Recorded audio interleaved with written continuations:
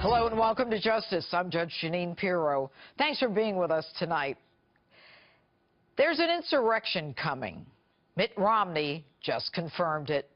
We've watched governors, the National Review, conservative leaders, establishment and party operatives trash Donald Trump. But Mitt Romney will always be remembered as the one who put us over the edge and awoke a sleeping giant, the silent majority, the American people. Fact, the establishment is panicked. Mitt essentially called for a brokered convention where the Republican nominee will be selected by party activists and delegates, irrespective of their state's choice. The call? To vote for whomever has the best chance of beating Donald Trump.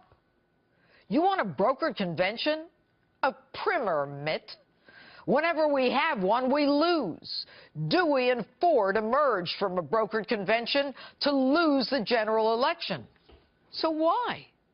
Because the party elites and elders want to protect us and stop us from falling into the abyss?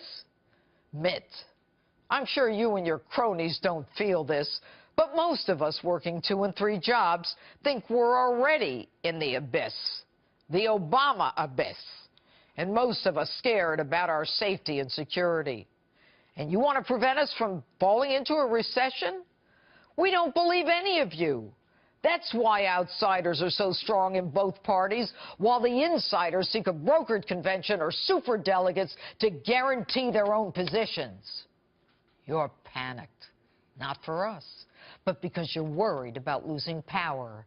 The lobbyists, the pharmaceutical companies, the power brokers, the lawmakers who are willing to invest in absurd pensions our children can't possibly pay for their own short-term political survival. We are sick and tired of legislators with modest means who leave Congress multi-millionaires whose spouses and families get all the contracts from selling the post offices to accessing insider information so they can buy property and flip it. You're so entrenched that you're willing to give Hillary Clinton a win. It doesn't matter to you which party. Crony capitalism and its paradigm will not change for the elite. Let the American people suffer along the way. You know, Mitt, if you're so concerned about our country, where were you when Barack Obama lied to us, saying we could keep our health care and our doctor? Where were you when the GSA wasted millions of our dollars for stupid conferences? When the military suffered as the VA was run like a piggy bank for corrupt employees, when the IRS went after conservative 501c3 applicants, while the Clinton Foundation runs one of the biggest 501c3s in the world, which strikes me as a money laundering organized criminal enterprise parading as nothing more than a shell to pay campaigners and Clinton operatives to secure Hillary's election. And you say you're offended by Donald Trump's language. Politicians have been trashing each other since the Founding Fathers. Language so horrible, Mitt, I can't even repeat on the air. You're so offended by Trump's language, but not Barack Obama's condemnation of those who cling to God and guns. And you're worried about Donald Trump's businesses? You, Mitt, were a corporate raider who threw people out of work and sent jobs out of our country. And you don't like Donald's temperament and judgment? You couldn't even stand up to CNN's Candy Crowley. You couldn't even get elected when the nation was ripe for a Republican president. And 70 foreign policy security experts say, quote, Mr. Trump's own statements lead us to conclude that as president, he would use the authority of his office to act in ways that would make America less safe and diminish our standing in the world. Are those bozos talking about Barack Obama? And they go on to say that he poses a distinct threat to civil liberties in the United States. Really? I'm worried about the civil liberties of Americans who've had their heads cut off and those killed in workplace violence. Did you criticize that? No.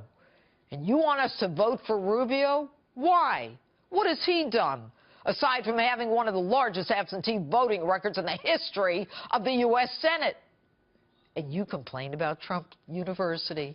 Mitt, Mind explaining your connection to Full Sail University, which knew how to, quote, hold down the cost of their education when in truth it was one of the most expensive colleges in America, when the owners were top donors to you through Solomir Capital? Remember? You were an original investor there. And how about Vandertot College, where Ferguson's Michael Brown was about to attend, and your pals were about to cash his federal financial loan? Your namby-pamby reason that you won't support Donald Trump even if he's the party's nominee? You worry what you'll tell your grandchildren when they ask, why, Grandpa, didn't you stop Donald Trump? Well, maybe you ought to worry about when they ask about your loss to Barack Obama. What are you going to tell them? Will you tell them that you choked? And I don't care if he supported Democrats, Republicans, or Martians. He was a businessman. And I don't care if he said Putin was a strong leader he could get along with. Hell, Hillary Clinton hit a reset button with Russia. And you're worried about Putin when Barack Obama dances with the devil in Iran? Mitt, I never knew you were such a patriot. And you say Donald's arrogant. He says things that you don't, but things that you think. Your acts are more arrogant than his words. And Mitt, you lost your own state, Massachusetts, which was the second worst home state loss in presidential election history. And Trump won 49% of Massachusetts. Donald Trump is bringing in record numbers of Americans. He's doing more to add to our ranks than any of your anemic get-out-the-vote operations. Yes, there's an insurrection coming. We're fed up. We're sick of the lies, the veils, and the games you talk about immigration, yet no one has done anything since the last amnesty in 1986. While we continue to pay for education, medication, housing, while families like Kate Steinle's, murdered by an illegal deported 5 times, convicted 7 times, suffer behind backdoor budget hearings. You continue to fund sanctuary cities that thumb their noses at American victims. You talk about overspending in the government and the deficit. It's only gotten bigger. You take our money in the form of taxes, waste it away while you feather your own nest. From Bob Dole to John McCain to you, Mitt Romney, and almost another Bush. The party elite cannot win. Don't be small, Mitt. Remember our history. Remember when we were fed up with a monarchy? Be careful. Be very, very careful. Do not disrespect the man who makes sense to us, because when you disrespect him, you disrespect the will of the American people. And that's not a good place to be. And that's my open. Tell me what you think on my Facebook page or Twitter, #Judge Jeanine.